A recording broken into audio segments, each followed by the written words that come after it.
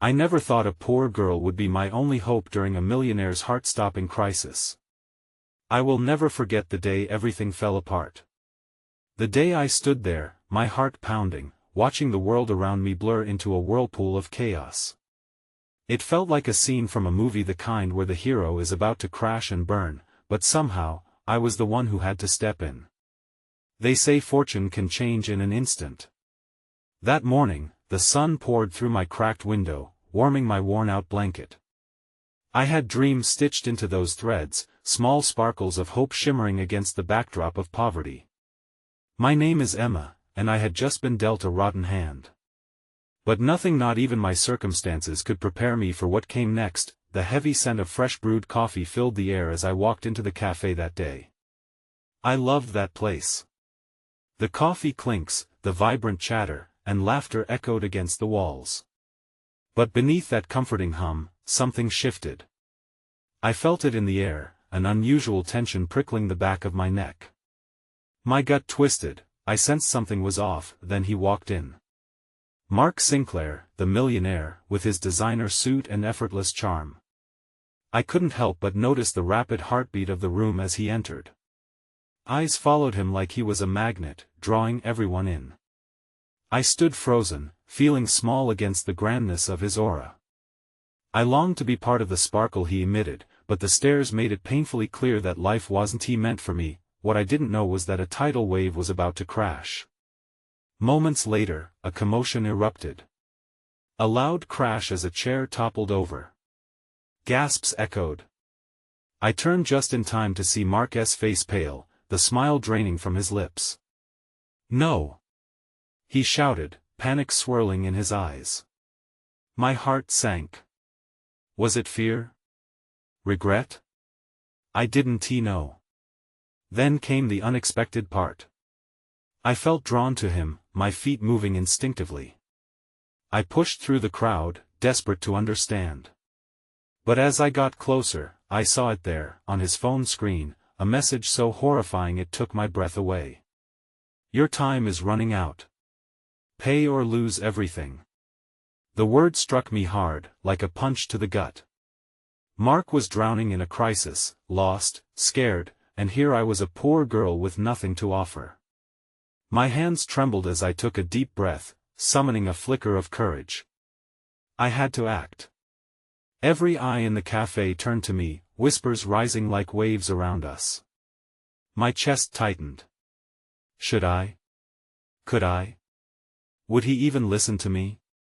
But something inside said I had to try. I stepped forward, feeling the weight of a million gazes. I opened my mouth, but a lump caught in my throat. Mark's eyes searched mine. There was desperation etched across his face, shadows of trust swirling in the depths. In that moment, everything shivered in suspense. The silence stretched like a taut string, waiting to snap. I could feel the world holding its breath. Was I truly his only hope? Hey, before we continue with this amazing story, I need to give you an important heads up. Many subscribers have reported that YouTube unsubscribed them without warning. Take a quick second to check the red button below to make sure you're still subscribed to the channel. I'd hate for you to miss any of the exclusive content coming soon. And while you're there, smash that like button, it really helps me out with the algorithm. Oh, and tell me in the comments, which city are you watching from? I love getting to know every amazing person who's part of this community. Your participation makes all the difference. Let's connect. The air was thick with uncertainty as I stood in front of Mark, an ocean of eyes weighing down my resolve. My heart raced, pulling me towards him like gravity. I opened my mouth again, but the words eluded me like wisps of smoke. I could see the flickers of vulnerability cross his expression, and for a split second, the world around us faded. The chaos of the cafe and the hush of anxious whispers melted into a singular focus. It was just us. "Please," he rasped, desperation clinging to his voice, I can't lose everything." The plea was raw, and I could see the man beneath the facade. He was terrified, just like anyone else who felt the ground shift beneath their feet. I took a tentative step closer, a spark of determination igniting within me. I can help," I managed to say, my voice barely above a whisper. For a moment, silence wrapped around us, everyone holding their breath as if my admission were a spell that could turn the tide. Mark's eyes met mine, filled with a flicker of hope that mirrored the tiny flame threatening to light up my own dim existence. "Help?" he echoed, his brow furrowing in confusion, yet I could detect the tiniest sliver of curiosity. How could a girl like me possibly assist a man like him? My heart ached with the disparity, but deep down, something started to shift. Somehow, at that moment, it didn't feel quite so insurmountable. "Just tell me what you need," I urged, words spilling from my lips like life rafts tossed into turbulent waters. I noticed the audience around us, a sea of shocked faces, some whispering reassurances while others stared in disbelief. But I ignored them. I was tethered to Mark, our shared moment transcending the chaos spiraling around us. "There are people I owe," he breathed, running a hand through his tousled hair, searching for the right words. "Dangerous people." The dread in his eyes struck through me, cold and sharp. "I can't let them take everything to lose it all. God, I don't even know where to start." A flicker of inspiration kindled within me. "We can figure this out together," I said, surprising even myself with the surge of conviction that billowed from my chest. "If you can trust me, then let us try to find a way." The vulnerability of my own situation felt surreal, and I wondered if he saw the irony. A poor girl, standing before a millionaire, offering a lifeline just when all seemed lost. Mark hesitated, doubt clouding his expression, but then something shifted. "Okay," he said, determination blossoming in his voice, "let us talk." I could see the wheels in his mind turning, plotting a course through the chaos, and I silently prayed I was heading in the right direction. As we retreated to a quieter corner of the cafe, I felt the warmth of his presence settle around me, stirring unexpected feelings. Slowly, he began to share his fears, the weight of his business crumbling under financial strain, the people threatening to tear away not just his fortune, but the very essence of who he was. I listened intently, realizing how fragile even the most powerful could be when faced with the precipice of loss, yet amidst the dire tales, threads of hope emerged. Mark unveiled plans for a project he had envisioned, one that could reshape his business landscape, making it more resilient, but he needed capital and support to get it off the ground. "If we could just find investors who believe in my vision but they want security," he lamented. "We'll find them," I said with a confidence I didn't quite feel.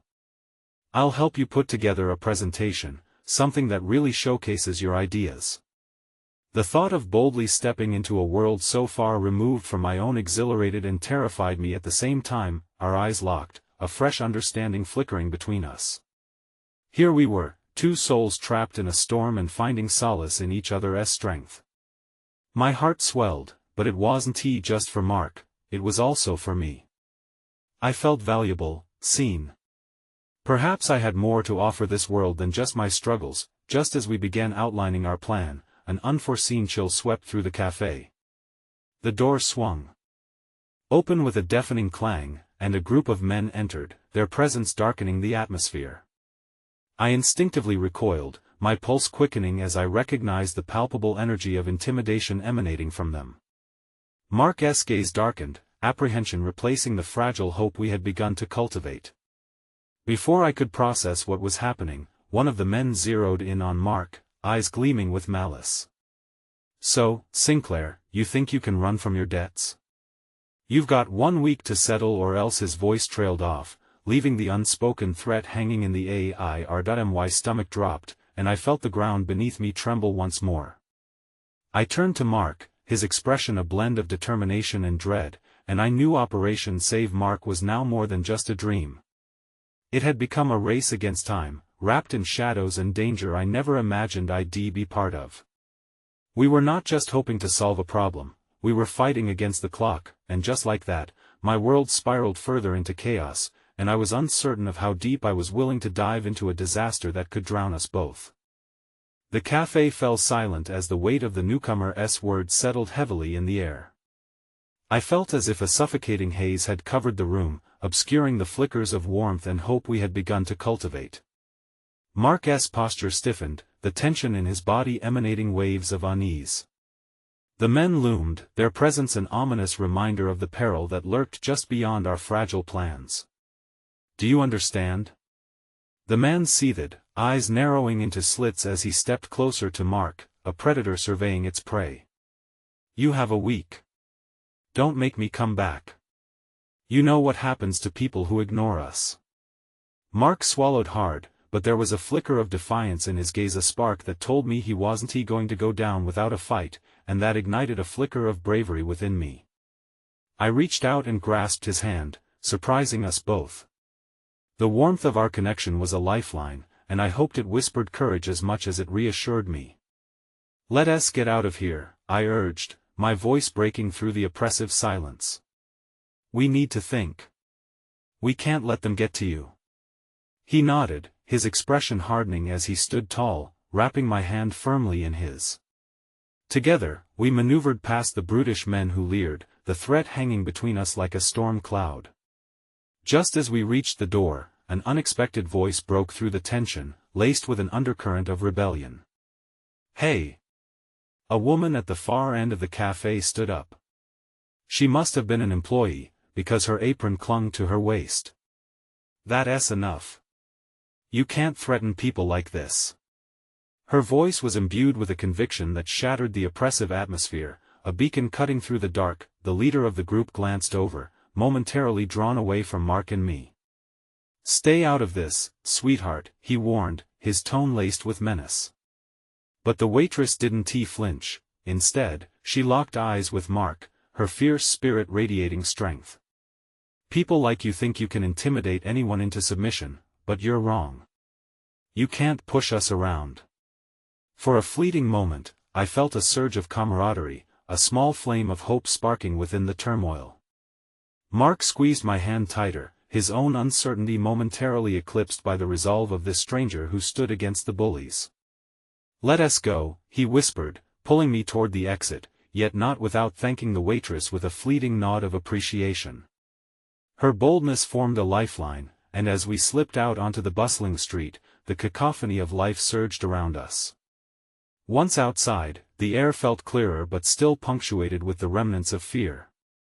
The reality of our situation settled heavily upon my chest. "What do we do now?"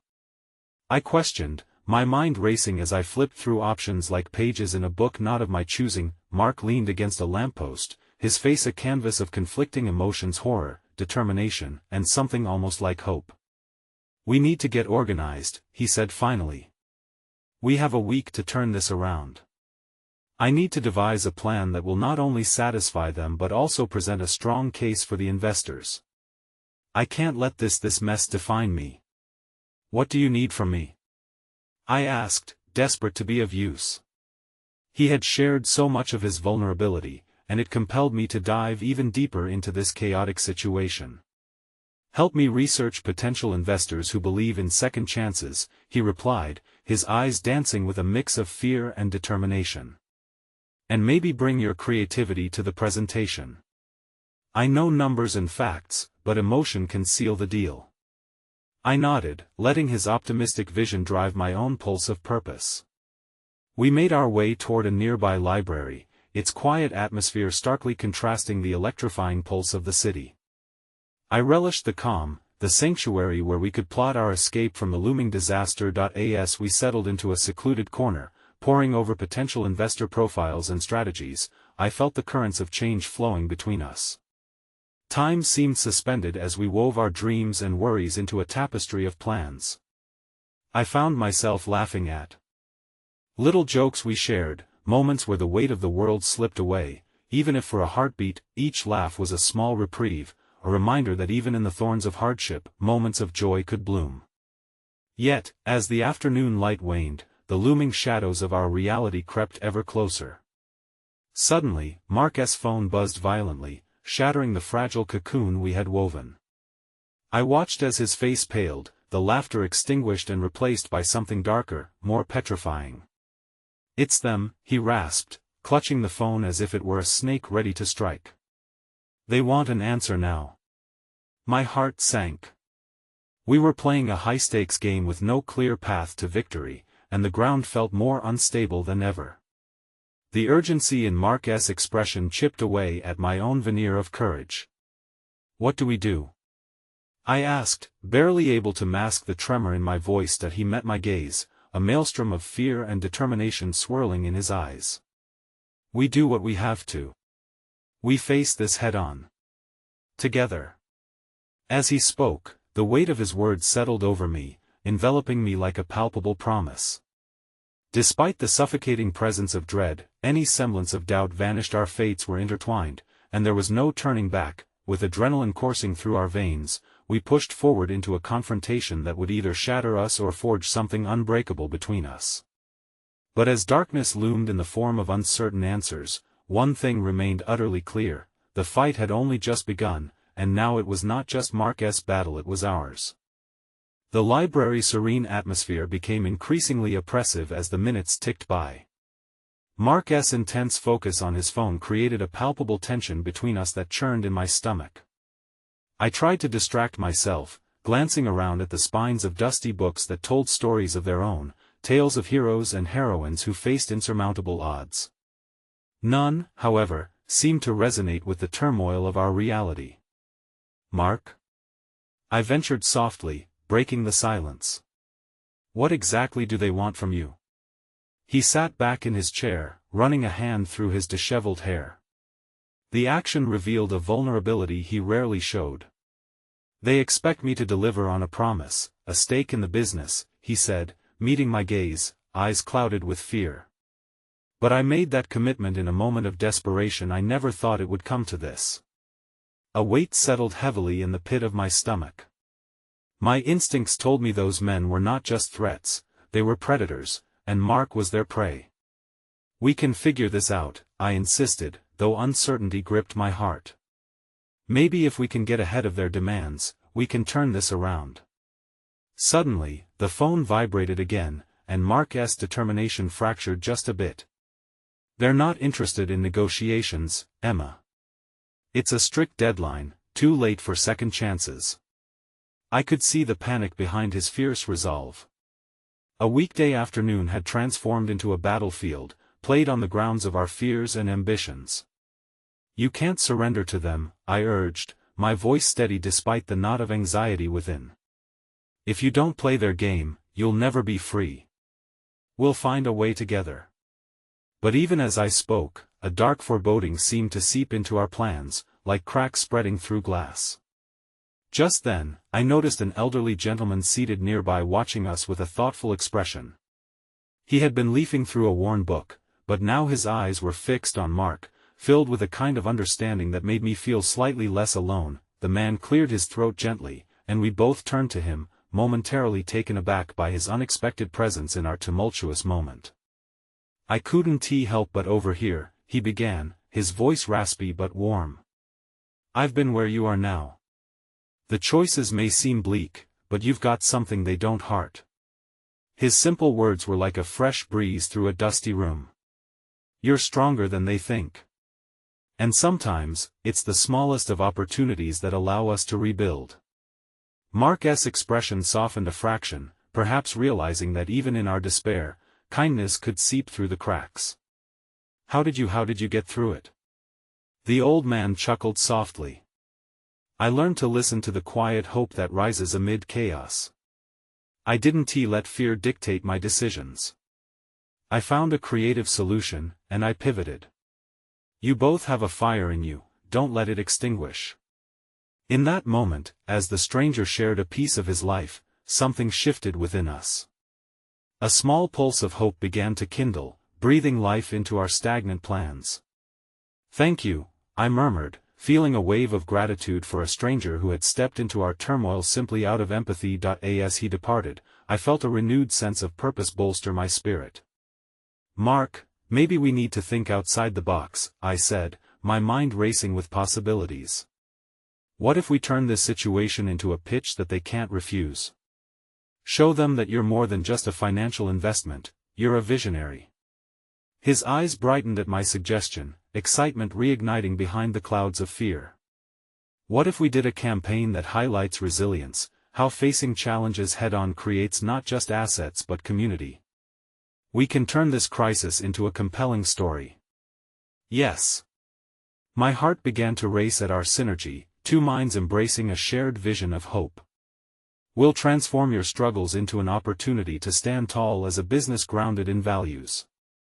But just as a smile crept onto his lips, his phone chirped once more. Fear wrapped around his features, and the excitement fizzled like a balloon pricked with a needle. I have to answer this, he said, panic creeping back into his voice. I can't ignore them. I clasped his hand in mine, grounding him again. No matter what happens, we'll face it together. Just let us not lose sight of what we're building. With a deep breath, he answered the call, his voice steadying as he spoke. Moments later, his face fell. The once fiery determination was replaced by dread, an inexplicable shadow passing through his gaze. I'll be there, he murmured before hanging up, eyes wide and full of a fright I had never seen before. What was that? I asked, fearing the answer. They want a meeting tonight. They're not going to wait any longer. As he said that, a torrential wave of uncertainty crashed over us, heavier than any earlier dread. The stakes had risen higher, and we were standing on the precipice of something we could not even begin to fathom. Mark, what if this isn't just a meeting? My heart pounded, understanding the gravity of his words. What if it's a confrontation? What if they want to make an example of you? His silence answered my unasked questions, thickening the air around us. I squeezed his hand tighter, the only anchor I had to stability. Then we'll go together, he replied, a newfound resolve glimmering in his voice. We'll show them that they can't intimidate us. We're not just a business, we're a fight. But those words hung heavy between us, a promise wrapped in uncertainty as we prepared to step into a danger that could unravel everything we had forged together. The fight was only beginning, and outside the library, the shadows of doubt grew longer, hinting at the storm that lay ahead. The daylight faded, draping the world in an unsettling twilight. The library that had felt so comforting moments before now seemed to close in on us, the shelves stretching up toward an overwhelmingly dark ceiling. Mark's resolve was a flickering flame against our encroaching fears, illuminating the remnants of optimisms we were grasping at. Let us not waste any more time here, Mark said, determination feigning strength. We need to prepare. As we stepped outside, the chill hit us, and I instinctively leaned closer to him for warmth. I could feel the tension radiating off him, his body taut like a bowstring drawn too tight. What's the plan? I asked, the question tumbling from my lips even as the half-formed thoughts in my mind tangled together. If I can show them my vision, my potential, he started, trailing off. His eyes remained fixed ahead as if gauging his next steps on an invisible path. Maybe they'll see me differently. Less like a puppet and more as an equal. A business equal, I corrected gently. You are worth more than they can offer. They're not just buying a stake in your company, they want to claim a piece of your soul. The words tasted bitter on my tongue, and a hollow ache began to expand within me. I couldn't shake the feeling that we were on the brink of losing more than just a business. We were teetering on the edge of our very own identities. As we walked along the worn cobblestone streets, the sprawl of the city around us pulsed with a life that felt disjointed and chaotic, a stark contrast to our somber resolve. I could see the buildings towering above, looming like sentinels, their glass reflecting a myriad of colors that danced like flames, yet they felt cold, foreboding.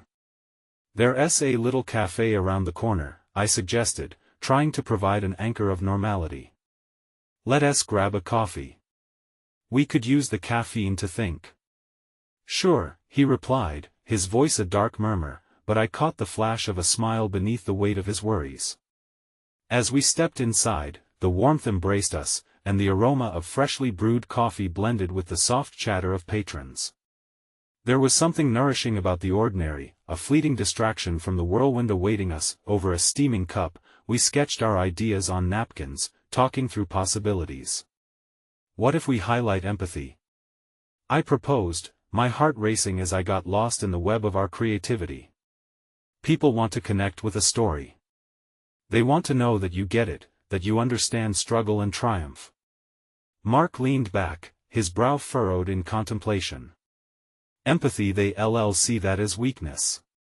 It could be your greatest strength, I challenged softly. It's the world we live in, Mark. It's what binds us all together. His gaze softened, the weight of his heavy thoughts temporarily lifted by the warmth of possibility. Maybe you're right, he said, although the glimmer of fear still lurked just beneath the surface. That we left the cafe, both carrying the weight of unresolved emotions and unrealized plans, a strange mixture of hope and dread. But as we turned toward the meeting, clutching the tattered napkins with our half-formed plans, the ground felt like it shifted beneath my feet. As we approached the looming office building where the meeting was to take place, an unexpected sight caught my eye. A small group of protesters gathered across the street, their signs raising voices in solidarity against corporate greed and corruption. Look at that, I nudged Mark, suddenly struck by the layers of the world around us. No more victimization of small businesses. One sign declared. Empower the community. Shouted another. My throat tightened at the raw energy radiating from the makeshift gathering. Maybe we could partner with them, Mark mused aloud as he watched the group with a mix of intrigue and guilt. If we can align with that level of community support. My heart soared momentarily, but doubt immediately crept back. But are they ready to follow a man they see as part of the problem? I reminded him gently, hoping to maintain a grounded perspective. Still, he said, there's a chance I could change their perception. It's worth exploring. But in that instant, my phone buzzed violently in my pocket, jolting me from our hopeful reverie. I pulled it out, my heart sinking as I read the message. A flood of panic surged inside me, eclipsing the small light of courage we had ignited. Emma? Mark's voice pulled me back from the abyss. What's wrong? I looked up, struggling to form words. It's my brother. He's in trouble. The realization hit like a thunderclap. My brother, Chris, had always been reckless, but this text hinted at something darker, a financial mess at the hands of dangerous people. Let us go, he said, his brow set with determination. Whatever it is, we'll face it together. But I could see the fear flickering behind his eyes, the dawning realization that my troubles could pull our collective futures into chaos. No, Mark, this is different. I can't drag you into it, I argued, even as the sense of helplessness washed over me. I don't want to endanger you. Emma, you're not going to deal with this alone, he insisted, grounding my swirling emotions. You've faced enough already. Let us figure this out. And just like that, his unwavering support sent a warmth through me, even as I wrestled with my own turmoil. But that security didn't last, for just as I finally opened my mouth to thank him, my phone buzzed again. A follow-up message blinked at me ominously, his name flashed across the screen. You have 24 hours to find the money. Or else. Mark's face fell, a wave of understanding washing over him. I knew then that our worlds were collapsing together, our lives intertwining in ways we had never envisioned. As we stood weighed down by our fears, uncertainty wrapped itself around us, and a single question echoed within me: was our newfound togetherness strong enough to withstand the forces drawing us into the heart of darkness? The weight of the unfinished message hung in the air like an impending storm. I stared at the screen, absorbing the implications of those words. You have 24 hours echoed in my mind, drowning out the bustle of life that carried on around us. Mark's presence next to me felt like a steady lighthouse in the tempest of my thoughts. Emma, we need to get to a safe place, he said, the resolve coating his vocal cords thinly shrouded by concern. I was surprised at how seamlessly his focus shifted from his own fears to mine, and it only made the knot in my stomach tighten further. Safe place? I echoed faintly, the suggestion lacing itself with bitterness. Where do we even go? I can't tell my parents. They'd just panic. And I can't involve you in this mess. The truth stung, more than I realized. Mark drew me closer, the warmth of his body a retreat from the shadows gathering at the edges of my mind. We can't ignore it either. Let us find somewhere quiet, let us talk through our options. There must be something we can do. His confidence was both a balm and a burden, fueling a sense of urgency that felt suffocating. With no clear answers, I nodded mechanically, convinced of one thing: I had to keep him safe, even if it meant pushing him away. As we began walking toward a quieter part of the city, I caught snippets of laughter drifting from an outdoor market. Families gathered around food stalls, the aroma of spices swirling with the chatter of children. In the midst of my turmoil, the juxtaposition felt surreal: vibrant lives unfurling around me as my own disintegrated like dried leaves in the wind. "Emma," Mark said softly, grounding me, "don't pull away. We'll find a way through this. Remember the cafe? We turned those napkins into possibilities. We can still make it through this storm, too." "It's different now, Mark," I replied, fighting tears that threatened to spill. I was terrified that the darkness clawing at my brother would spill over into everything I loved. "These people, they mean business. They won't hesitate to hurt anyone they can use against me."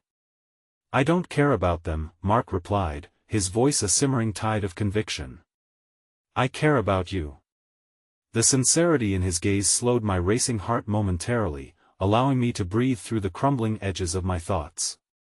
It filled me with a desperate yearning that maybe, just maybe, our shared struggle could weave our lives together rather than tear them apart. As we continued walking, I felt a surge of gratitude for his presence. But there were too many uncertainties ahead. Who was I to endanger his path? A flicker of hope crossed my mind, and just as quickly, it was snuffed out by insecurity. "Look," Mark pointed, breaking through my spiraling thoughts. A street artist had set up a small corner, painting vibrant scenes of chaos and resilience onto a canvas splattered with rich colors. Intrigued, we stopped to watch, momentarily enchanted by the artist's movements. "Art can speak where words fail," Mark remarked, his eyes reflecting the passion unfolding before us. I glanced up, startled by the emotion raw in his voice, and for a heartbeat I saw glimpses of our earlier conversation.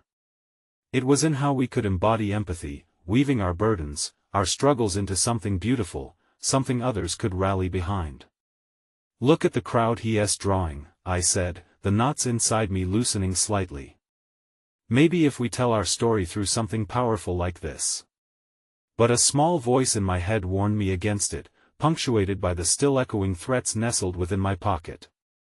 I wasn't sure how my own turmoil could translate into something impactful, especially when I felt like I was crumbling. Mark's voice wove into my thoughts, lifting me. "We could incorporate our struggles, show them the beauty in connections, and show those protesters we mean it." I turned to him, struck by his determination. "But how? I have days to save Chris. This isn't about awareness. I could be losing him to something more dangerous than we ever anticipated." Mark reached out, his hand wrapping around mine. Anchoring me. "Then let us go to them. We can appeal to their sense of community. I may have a way to raise some funds, even if it's temporary." The thought felt like a trap, a way to drag him deeper into the treacherous waters I was treading. "What if they don't listen, Mark?" "They will," he insisted, the fire in his eyes igniting my own resolve. "Let us not let fear dictate our choices. We need to take control. But first, let us find your brother." I took a deep breath, the warmth of his hands solidifying my footing. The storm inside still raged, answers swirling just beyond reach. With difficulties on both our plates, I feared that the dance of our lives would soon lead us toward a precipice. Just as we turned towards the gathering, I received another call on my phone, the screen lighting up ominously with an unknown number. My heart dropped, the edge of desperation creeping back in. I couldn't ignore it. This could be the help or the harbinger of more chaos. "Emma?" Mark stepped closer, his breath hitching, sensing the weight of the moment. "Are you okay?" I hesitated, my fingers trembling against the phone. I couldn't fight this battle with only hope. But would this call be the lifeline I desperately needed, or the very trap that ensnared us? "Just give me a second." I whispered, my voice barely more than a breath, as I tapped the screen to answer, preparing myself for whatever revelation awaited. The moment I hit answer, a static crackle filled the air, the tension palpable. My heart raced as a voice that dripped with uncertainty broke through. Emma? It's Alex. You need to listen carefully. Things aren't good. In an instant, the world around me faded into a blur, a bystander in my own life. What do you mean? Is Chris is safe for now, Alex interrupted quickly, urgency bleeding through. But there are complications. He has been taken to a party, a fundraiser hosted by those people we were worried about. They have high-profile guests. They're planning something big. The revelation crashed over me, waves of nausea threatening to pull me under a party, under the nose of the very people I feared most. My mind was racing, piecing the jigsaw of this new development together as I gripped my phone tighter. What do you mean big? What are they planning? I don't know all the details yet, but I overheard them talking about exposing someone during the event. Discrediting people from the inside.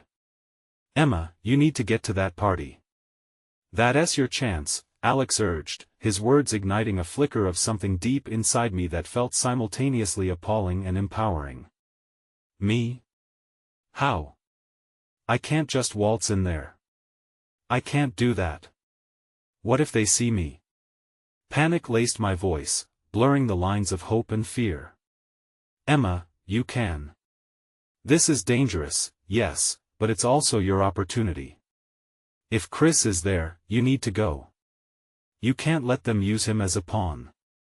Mark looked at me, his face a mixture of concern and determination, urging me to process the information without losing myself.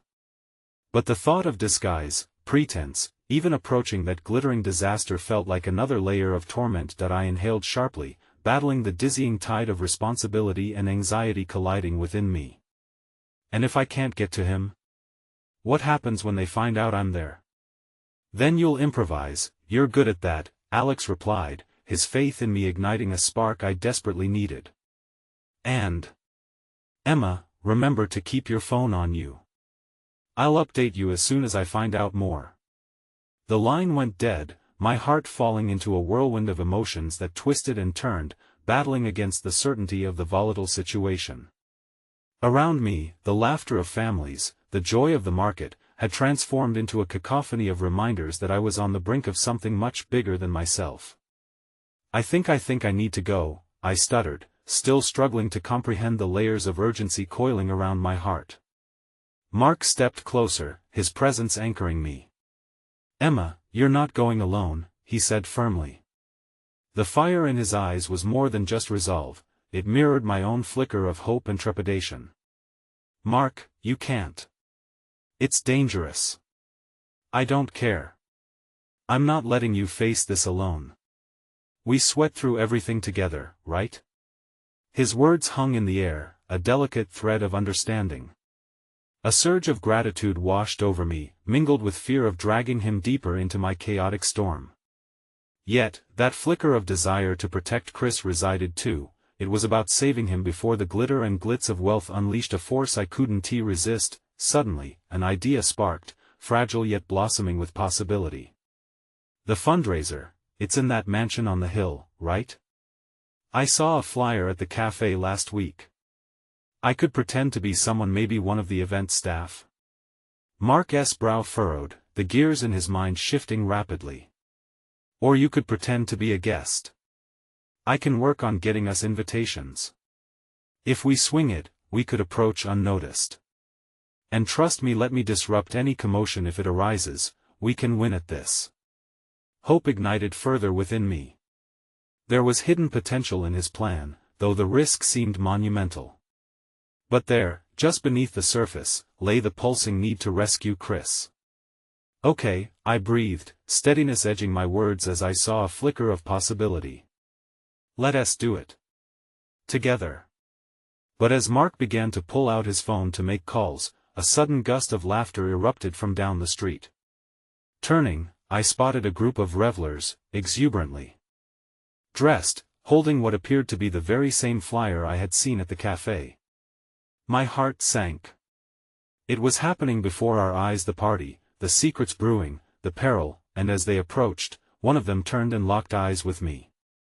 It was a classmate from school, a familiar face from a life that felt distant now. In that moment, dread settled in my bones.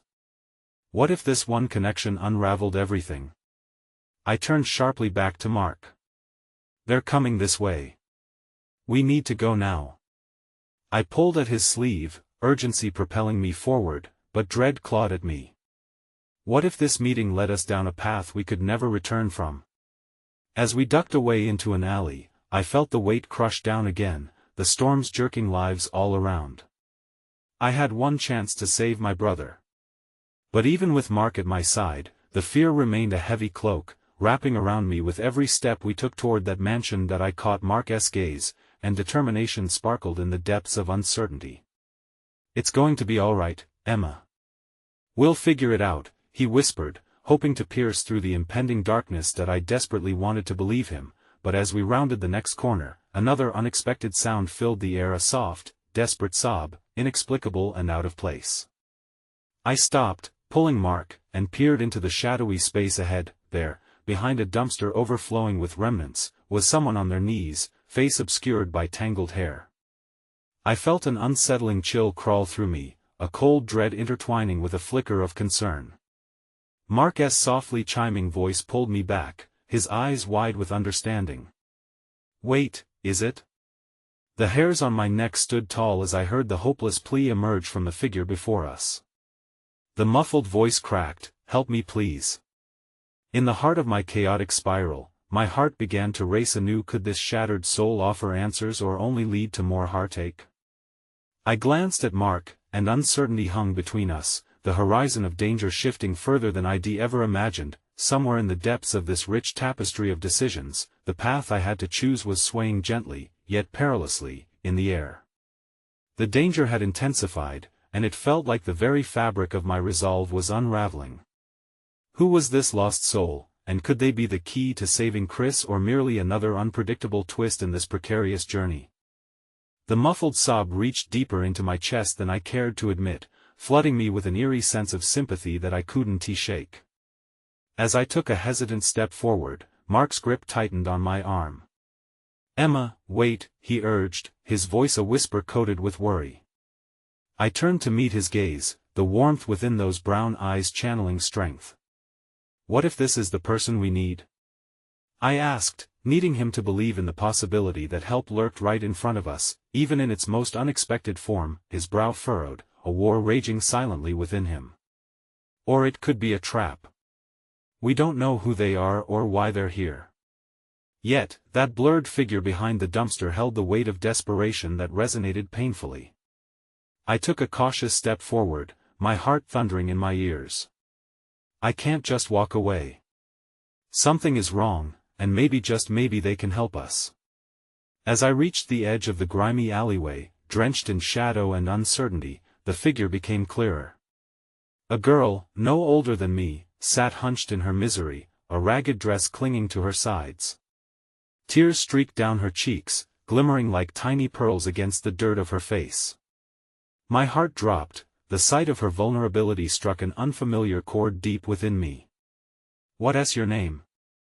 I called gently, crouching down so I could be at eye level with the sorrowful girl. She looked up, and for an instant, the world paused, a shared understanding passed between us. "Sophie," she whispered, her voice trembling through the air. "Why are you crying?" I asked, easing the tension that knotted in my stomach. A sob clawed its way out of her throat. "I don't belong here. I tried to leave, but I thought I could make a difference, help people like you, but I've lost everything. They'll hurt me if I stay." Mark shifted uncomfortably, glancing back toward the bustling street, but a part of me felt drawn to Sophie. It was as if the threads of our fates were weaving together in this moment of darkness. "Who will hurt you?" I asked, my voice steady despite the pounding of my heart.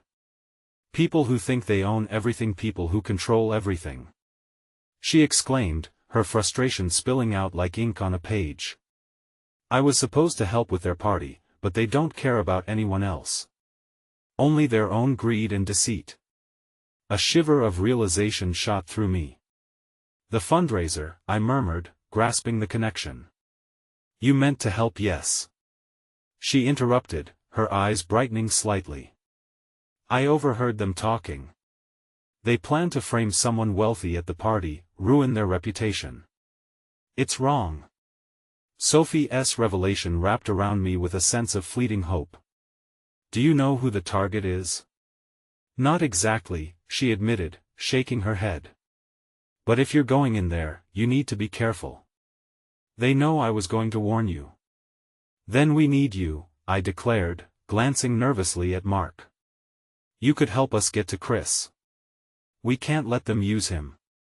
Mark took a deep breath, the doubt etched in his features slowly thawing into determination. Sophie, if we can get you out of here, will you help us figure out their plans? Will you join us? Sophie hesitated for a moment, searching our faces for authenticity, then nodded slowly. Yes. I'll help. But we have to hurry if they find me here. Ice ran through my veins at the silent implications. A dangerous shadow loomed, threatening to swallow us whole. Okay. Let us get you out. We guided Sophie out of the alley, staying low and alert, our footsteps muffled against the cool pavement. With her now at our side, I could feel a shift in the atmosphere, hope mingling clumsily with fear as we plodded our way toward the fundraiser. As we approached the mansion, the enormity of the evening began to wash over me. Lavish lights twinkled against the dusk and laughter spilled from the open doors like a taunt. I hesitated at the threshold, the world inside shimmering with allure and danger. Then Sophie grabbed my hand. We can do this. I want to let you face this alone. A spark surged between us, a fleeting alliance in the storm. Together, I confirmed, sensing Mark's presence bolstering our resolve. But before we could proceed, my phone buzzed violently in my pocket. I fished it out, breath quickening when I saw Alex's name flash across the screen. Answer it. Mark urged, his voice rising with urgency.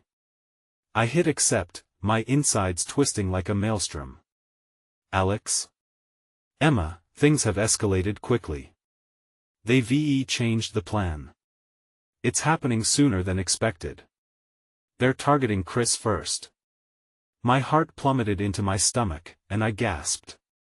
What do you mean? I thought we had time. No, they're ready to out him now. If you're going to save him, you need to act fast. It's happening at the fundraiser. Panic surged, threatening to bludgeon my mind. Just as I opened my mouth to respond, chaos erupted behind me. A vehicle screeched to a halt, doors flying open, and a group of sharp-suited men burst onto the street, their expressions encased in shadows and intent. Emma, Mark whispered, his tone grave, his fear palpable as he grabbed my arm. They're coming. Before I could think, something inside me shifted. I had to stay focused. We need to go, now. But as we made our way forward, I turned one last time to Sophie. Are you sure you want to do this? She nodded, resolute. I want to help. I have to. As the imposing figures moved in closer, I felt a surge of electric uncertainty, our path abruptly fractured away into unknown territory. And just when I thought I had everything figured out, the jagged edges of my reality blended into chaos. In this tangled web of decisions and the clock ticking relentlessly against us, I realized that hope and peril would walk hand in hand through this night, and nothing would ever be the same. The chaotic thrum of the street pulsed around us as we took flight down the alley, urgency carving jagged lines into the tension of the night. I could hear their footsteps echo behind us, the sound of polished shoes slapping against the concrete carrying with it an air of imminent danger. Sophie remained tethered to my side, our hands clasped tightly together, an anchor in the storm. Where to? Mark yelled over his shoulder, his voice strained with the pressure of the chase. Follow me.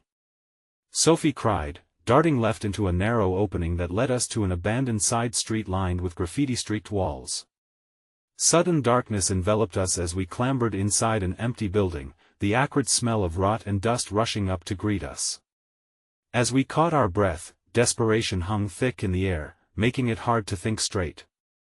I could feel the weight of impending doom settling heavily on my shoulders, that dark omen imprinted with knowledge of what was at stake. Yet, amid the fear pumping in my veins, a flicker of hope ignited. "We need to find Chris," I murmured, my words barely a breath. Sophie crouched low, her brow knitted in concentration. "If they were targeting him first, they'll likely have him isolated for reasons we don't yet understand."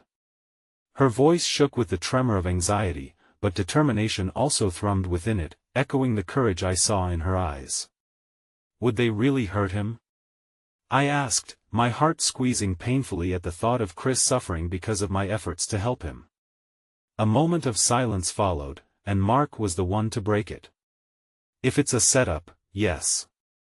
They don't care who gets hurt. They only care about control. The more chaos they create, the better." He glared past the broken windows, as if he could will the danger away with just his gaze. Sophie turned, her voice suddenly fierce. "This was never about us. We can't let their plans succeed. If we do, people will suffer," and Chris, her words struck deep inside my chest, forcing me to acknowledge how much risking our lives mattered for someone else's. I had to believe that our efforts would yield change, that courage could shield the vulnerable. "Okay, let us think," I urged, willing every ounce of fortitude to focus on our next move. "You said you overheard their plan. What did you hear about the fundraiser location?" "I don't know all the details," Sophie admitted, her voice trembling again, "but they mentioned something about a vault beneath the main house. It's where they'll keep Chris until they're ready to expose him." A wave of dread washed over me. The mansion, the scene of glimmering lights and laughter, had transformed into a prison, and we were all too aware of the darkness lurking beneath the surface. "We have to get down there," I stated, a fierce resolve hardening my resolve. Just then, the sound of shattering glass jolted us to attention. The unmistakable sound of boots thudding against the floor above echoed down into our hideout. "They must have followed us," Mark hissed, his eyes wide with alarm. "Quick!" Sophie grabbed my hand again, leading us through the labyrinth of dereliction toward a back staircase. As we descended into the darkness, the air felt carved out by hushed whispers of fear and uncertainty. I could feel the vibrations from the world above our heads, the anticipation of an imminent confrontation threading its way into my very being. At the bottom of the staircase, we emerged into a dim corridor, illuminated only by a flickering bulb overhead. Flashes of blue light rippled through cracks in the walls, casting sinister shadows that danced before us. "This must be the way to the vault," Sophie breathed, her pulse matching the rhythm of our hurried heartbeats. "It can be accessed through that door." I paused, dread coiling tightly in my gut. "What if we walk into a trap?" "We won't know unless we try," Mark replied, stepping forward. "And we can't let fear dictate our choices or Chris will suffer." I nodded, a resolute fire igniting within me. Nothing was guaranteed, but I wouldn't let doubt shackle my limbs when Chris's life, his very future, hung precariously in the balance. We approached the door cautiously. Every creak of the wood sent another wave of dread coursing through me, but as we reached for the handle, time folded around us. Just then, the door swung open with a force that caught us off guard. A figure stepped forward, silhouetted against the garish glow of interior lights, a familiar face that turned my adrenaline to ice. "Emma." "Mark. I was worried you wouldn't make it." "Alex." I gasped, incredulous at the sight of my ally, yet an unshakable tension coursed through me. "You shouldn't be here, it's dangerous." "I know," he said, his voice steady yet shadowed with burden. "But our window of time shrinks. Listen, I have news. They're not just framing someone wealthy, there's someone in our midst, someone we all trust." My heart raced, synapses firing wildly as dread, confusion, and hope collided. "What do you mean?" I asked, fear gnawing at my insides. "Someone is working with them, someone close to Chris, and they're ready to throw him to the wolves," Alex revealed, grim determination etched across his features. "No," I whispered, the word like a grim prayer escaping my lips. The sense of betrayal hung thick like poison in the air, an unfathomable truth that shattered any semblance of certainty I clung to. "Who?" Mark stood closer to Alex, his jaw tight with tension. "Just remember, it's not just our lives at stake anymore," he cautioned, stepping back as if to keep the revelation from spilling into chaos. "We need to regroup and strategize quickly. The countdown has begun." All at once, the walls felt like they were closing in, the night spiraling into a chaos that deepened with every heartbeat. "Who can we trust?" I whispered, my voice trembling as a familiar chill seeped beneath my skin. Suddenly, the bonds of trust one thought I'd built crumbled away, replaced with uncertainty and fear. "In times of darkness," Alex began slowly, "guards can wear the faces of friends. Keep your eyes open and your instincts sharp." As I looked around, taking stock of our growing band of unlikely allies, I couldn't shake the feeling that the night still held more secrets than I was prepared to confront. The fragility of trust hung overhead like an impending storm, each heartbeat interwoven with trepidation. In that moment, standing on the precipice of decisions that could forever change our lives, I felt a sense of foreboding, a revelation that left my heart racing and the shadows around us whispering secrets still unrevealed. The tension crackled like static in the air as we huddled closely together, our breaths mingling in the dim light of the corridor. I could feel the weight of Alex's words pressing heavily against my chest. Betrayal lurked like a predator hidden in the shadows, and every instinct screamed to keep our guard up. "We need to find Chris," I urged, my voice barely above a whisper. "But how?" "If we can't even trust those close to us, we have to think strategically," Mark interjected, the determination in his voice unmistakable. "We can't let fear stop us." His gaze flicked toward Alex. "What have you found out? Do we know who we can trust?" Alex clenched his fists, his expression somber. "I'm not sure who exactly, but I have a suspicion about a board member. Jess Carter. She's been at events with Sinclair's inner circle and has a vested interest in the company. If she's involved, we need to approach her carefully." My heart raced as I processed his words. If betrayal ran deep, it felt like our safety net was being pulled from under us. Determined to forge ahead, I nodded. "Then we confront Jess.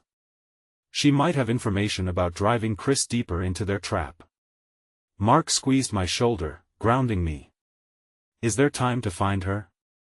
We need to act fast. We have to get Chris and step ahead of whatever they're planning." "He's still in danger as we speak," Alex said urgently. "We're running out of options." A sudden noise echoed from the far end of the corridor, a low rumble growing louder as chaos brewed in the distance. My instincts kicked in, and I grabbed Mark's hand, pulling him back into the shadows.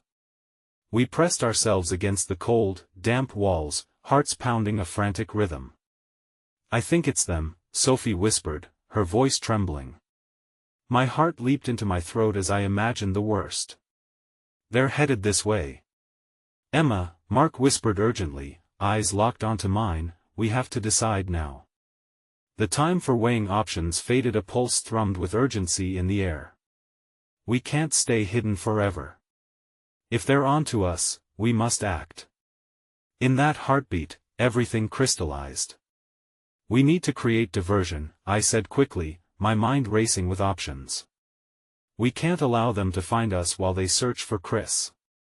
If we can distract them, we might buy ourselves enough time." An anxious silence settled around us. "Okay, how?"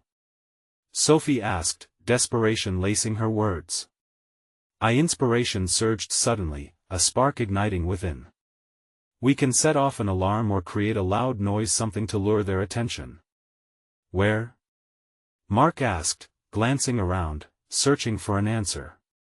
"Back up the main staircase, there are bound to be sirens or old alarms that's our chance." Without hesitation, we moved quickly, staying low as shadows cloaked our desperate maneuvers. I felt my heart race, adrenaline pumping as we reached the base of the staircase. On the count of 3, I whispered, and the others nodded, our breath steadying, anticipation boiling beneath the surface. 1, 2, 3. Together we dashed up the stairs, moving swiftly toward an emergency exit that led outside into the chilling night. As we reached the heavy metal door, Mark braced it open just as footsteps halted below, voices growing louder. "We can't let them find us. Go," I urged, forcing ourselves through the exit and into the outdoor coldness, our breaths coming in gasps against the sudden chill. We darted toward the distant lights, feeling the pulse of humanity around us, warmth and chaos mixing, and the looming shadows growing fainter. I could hear the sounds of laughter, music, the din of celebration masking our fears. Only, there was brief reprieve, glimmers of hope whisked away by dark realities swirling around us. "Do you think we lost them?" Mark's question hung heavy in the air, weighed down by doubt. "I don't know," I admitted, brushing my hair back. "But we need to alert Jess before they escalate things further." Scrutinizing the crowd, I felt my heart race as realization dawned. We can blend in. Act normal, just like everyone else. As we moved, weaving through the throngs of partygoers, Sophie grabbed my arm. "What if we get caught?" I sent her an encouraging smile. "We won tea. We just have to be smart about this." The entrance to the mansion loomed ahead, opulence spilling into the night as we slipped inside. The warmth engulfed us, mixing with the music and laughter, distractions playing out like an abstract painting. Among the noise, my heart raced as I surveyed the scene, hoping Jess would be somewhere close, and then I saw her, standing by the bar, a glass poised elegantly in her hands. Her laughter rang out like wind chimes, blissfully unaware of the chaos she was potentially fueling. Mark and I locked eyes, urgency sparking between us. "Okay, stick to the plan," I whispered to Mark and first ventured toward Jess, my mind resolute with purpose, fates intertwined and hovering delicately on the precipice of uncertainty. "Jess!" I called out confidently, cutting through the chatter. She turned, surprise flitting across her features, eyes narrowed suspiciously. "Emma!" she greeted, though the warmth was absent, a hint of confusion threaded through her voice. "What were you doing here?" "We need to talk," I asserted, ignoring the flurry of rising anxiety under her questioning gaze. "It's urgent." Jess blinked, glancing sidelong at the crowd, calculating her next move. "You're disturbing a party." "Lives are at stake," Mark chimed in, sliding closer, his presence steadying me. The gravity of our situation rearoused something unexpected, something fierce. Jess's eyes hardened, the veneer of care slipping. "About what?" "About Chris," I pressed, desperation coating my words. "You know they're planning something dangerous with him, right?" "Dangerous?" she echoed, tilting her head as if weighing each word. "What do you mean?" "I overheard them. They're using Chris as a pawn," I said, not giving her time to deflect. "And you're possibly involved." "What?" She scoffed in disbelief, but unease flickered in the depths of her eyes. "That's preposterous." "Is it, though?" I retorted, driven by the adrenaline coursing through my veins. "Listen, we need your help before things spiral more out of control. You can't let this happen." For a moment, Jess seemed torn between loyalty and fear. "Why should I trust you?" "Because I know how this dark web of scheming works." "Because lives depend on us," I implored, willing her to see the gravity of our words and our intention. "Well," she breathed slowly, realization settling in. "Catch more flies with honey, yes." "What do you mean?" "People are gathering, their essay presentation. If I'm there, I can pull a few strings. But I need to know what I'm dealing with." "I'll need to see Chris," I insisted desperately. Jess sighed, a tension thrumming in her frame. "Fine. Meet me on the patio in 10 minutes. I'll do what I can." With that, she swept away, leaving my heart pounding louder in my chest. Did it work? Mark asked, stepping closer. I think so. But it's a wait-and-see game, I replied anxiously, worried about the implications of making her the go-between. She knows a way around. Let us keep our eyes open, Emma, he warned, anyone could be listening, and we can't take chances. Right. I nodded, concern tugging at my heart. The countdown began as the minutes ticked away torturously. Shifting my gaze to Mark, I felt the weight of uncertainty settle between us. What if this is a trap? Then we play it smart, he advised, voice low as he squeezed my hand for reassurance. I barely had time to process before the universe shifted again. An explosion of voices reached us, chaotic laughter echoing through the party like a distant siren. What is that? Sophie asked, her voice trembling with alarm. We need to investigate quickly, I said, forcing myself to move despite the fear trying to hold me back. As we navigated through the thrumming crowd, gathering momentum to the surface of the chaos, the air thickened with electricity, pulsing with uncertain energy. I felt a flicker of dread creeping in, the idea hanging heavy in the air that the night was unraveling faster than we could anticipate. Keep close, I urged the others, the discomfort mounting with every step we took deeper into the fray.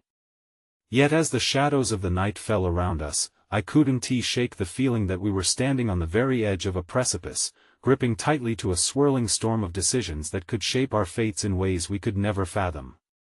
This was our moment, a collision of hope and fear, a dance through shadows where bravery sparked against darkness and where lives hung on the delicate thread of choices unwoven. As the cries and laughter melded into a crescendo, I knew we couldn't afford to lose each other now. What came next could very well change everything we knew. But as the clock ticked down, one haunting thought resonated within me like a distant bell tolling.